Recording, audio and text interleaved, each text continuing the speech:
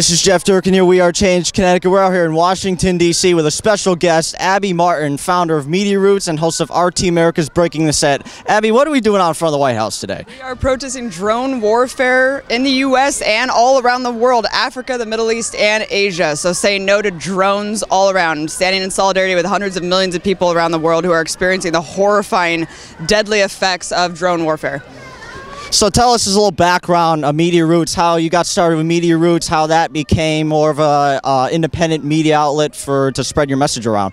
Yeah, well, it started in activism, and through doing activism, 9/11 truth activism, anti-war activism, I realized how little was being told by the corporate media, and I realized that, hey, media activism is really what we need to be focusing on, because if we don't have a media revolution, we're not going to be able to tell our message about anything. Any person, any group telling their message, they don't have a medium to do so. So I started Media Roots as a platform just like you're doing, you know, just taking a citizen journalism approach to telling a story, fact gathering, and then it just flourished into something really big and galvanize a bunch of people to submit, and then through that covering Occupy Oakland, and then getting the job at RT and kind of bringing Media Roots to fruition in a daily show, holding that same kind of idea of harnessing grassroots activism with just exposing political and corporate corruption. So what was your one turning point in getting involved? What was the one thing that made you get up and stand up and get involved, for anybody out there who, you know, maybe want to get involved but or don't want to take the first step, or maybe the fear factor? What got you over that? You know what? It was strange. I know it was kind of a process, but the real turning point that I can remember is when the Iraq War invasion, the invasion of Baghdad, the bombs flying over Baghdad, and I remember I was sitting in a cafeteria room in my freshman year of college, and all these college students were just around kind of cheering on this really brutal, detached scene of bombing Baghdad and kind of this black night and all these bombs going off, and I just remember thinking, this is so wrong. This is so wrong. And after that, seeing kind of how the media was portraying Iraq and linking it to 9/11, and I was just like, something's very wrong, and it crosses party lines, and it's not just Bush, it's the whole establishment. And that's where I really started to get driven to be an anti-war activist. So looking back on what you've covered throughout the years with Media Roots and then RT now, what was the one thing that made, you know, the one story that impacted you the most coverage, if you could name any one of them? You know what, I'd say, well, the NDAA coverage was really important to me, because, I mean, here we have one of our most essential liberties of our Bill of Rights completely eviscerated, completely stripped, and there's essentially no discussion in the corporate media about this issue. And so being able to have a platform to cover that really thoroughly and get the plaintiffs for the case and go to New York and really sit in on the trial, that was a really emotional moment for me. But over the years, I think learning more about the food we're eating and how that's all tied together with Monsanto and the genetically modified foods and aspartame, and how all these crony mofos, you know, Rumsfeld, they all are rooted. It's almost like it's this whole circle of corruption that can be rooted back to just this clique, and they're all profiting, and it's just this perpetual system of that's poisoning us, and we're just so still in the dark about it. So that's been another big issue for me over the past couple of years.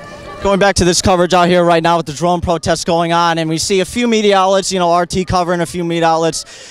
For anybody out there, what is the one thing that you could say, like, why isn't the media covering any of this? Why don't people know more about drones, but it's more mainstream now? People accept it as a way of protecting themselves from national security. This is the unfortunate part, is that drones have been painted as the humanitarian option. So, you know, going from the Bush administration, where you have two full ground wars, troops dying, the number of troops deaths outnumbering, the number of suicides from veterans outnumbering the amount of troops dying on the ground. People were really feeling the effects of those wars. They wanted them to be over. So Obama's whole rebranding of the war on terror is actually quite genius, because they're presenting us with this false dichotomy where you either want ground wars to fight the war on terror, this ubiquitous enemy that doesn't really exist but is everywhere and anywhere all over the world, or we could send drones to just strategically target them and kill them, all these enemies of us all around the world. So of course people are like, well, if I have to choose between the two, I guess I'd choose the drones, not understanding that we don't need the drones. The drones actually are doing detrimental, disastrous, horrifying effects all over the world. I mean, in fact, I think that they're worse, because they are, one, detaching people from warfare on the ground, two, they're causing more terrorists. I mean, if your family's house was blown up by a drone, all of your family members are going to want to be retaliate against that drone bombing. And of course, we know through a giant comprehensive poll, Harvard and Harvard Medical School and I forget who else was involved, I think Stanford and Harvard conjoint study, 6 months on the ground in Pakistan, finding that the shocking statistic that 2% of drones actually kill these high-level targets. And who are these high-level targets anyway? Where's the evidence? Who are they? I mean, I don't even support killing whoever they say that these people are. So when you take that into account, 98% failure rate, 98% failure rate of drone wars. How can anyone support that?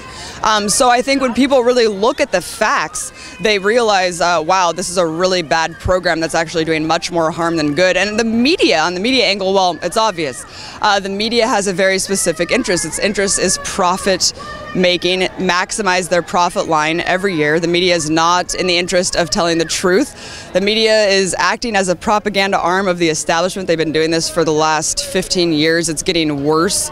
In the 80s, we had about 60 different media corporations, and now we have 5 that control pretty much everything you see, read, and hear in the mainstream. So when people, people look at these things and they're like, well, I would have heard about the 98% failure rate in the media if that were true. And you're like, well, no, and so that's kind of, I think, the biggest rejection of the corporate media apparatus and not to trust it is kind of that whole, you have such an innate trust in the media, you grew up watching it, you think that they tell you the truth, but it's not that these reporters are all conspiring to keep you in the dark. It's just that they know the line that they can't cross. Even Cenk Uygur from the Young Turks, he had a show on MSNBC, and they told him, you need to stop criticizing Obama this much, and he said, well, I'm out then.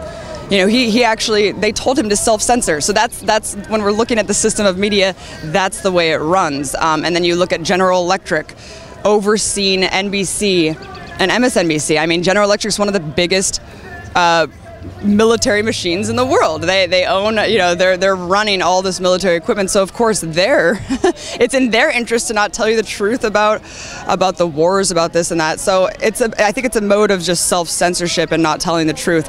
Really long-winded answer to your question. That's fine to keep on talking, but yeah, it's more when you go back to the false dichotomy with the media and all that, when the media was trumpeting the Iraq war and it was, just going along with the official narrative of the establishment and the corporate media and all that.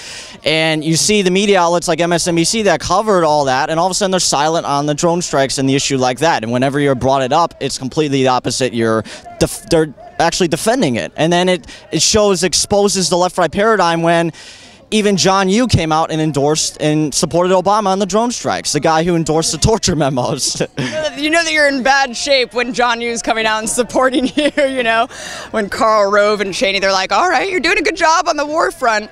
I'd be killing more people, but you're doing an okay job. No, yeah, the John Yoo thing. But the media painting it as humanitarian is amazing. And like you just said, the Iraq war buildup, it's so interesting 10 years later to have MSNBC release this hubris documentary and be like, we were all duped going to the Iraq war.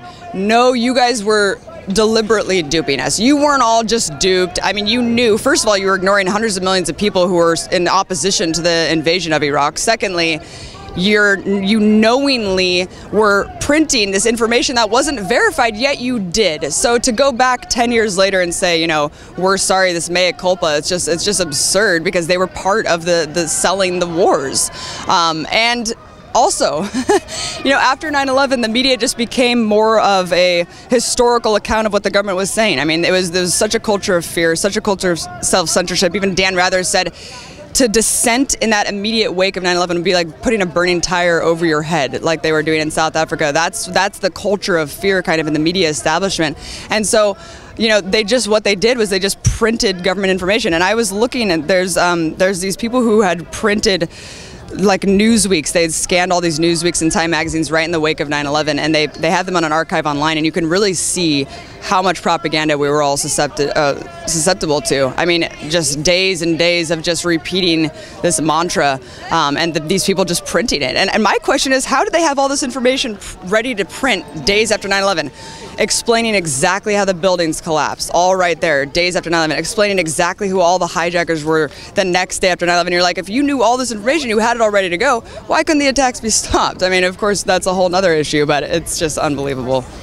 Yeah, so looking back now about your new show on RT, recent new show, Breaking the Set. Anybody who hasn't seen it yet, who should see it, which I highly recommend it, tell us where you could find that. Anybody could find your full episodes and more. So Breaking the Set is a show that I try to take. Project Censored's another organization that's excellent. They publish the top 25 censored stories every year. I'm trying to take kind of that whole ideal of really bringing to light these censored stories about corporations and political figures and really calling out the names. Let's call out these people. We know who they are. They don't really hide their actions. It's just the fact that no one really calls them out. So the show is just a 30-minute show encompassing just kind of trying to dig into the real players behind the game and call their asses out. And you can find it on YouTube in full. All the segments are broken down on YouTube, Breaking the Set.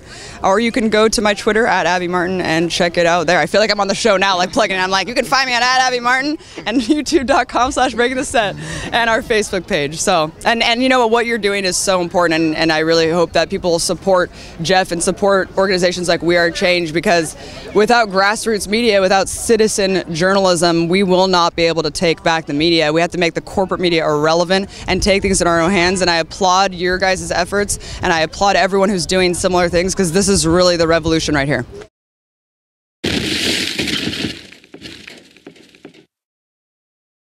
The president has the authority even to target U.S. citizens on U.S. soil for assassination. And it's also motivated by this extreme secrecy surrounding the drone program, where the Obama administration won't even reveal the legal memoranda that purports to define this power, which is a form of keeping a regime of secret laws. The government wanted the media to keep this from the public, so they agreed. They said, we're not going to write about this. We're not going to investigate it.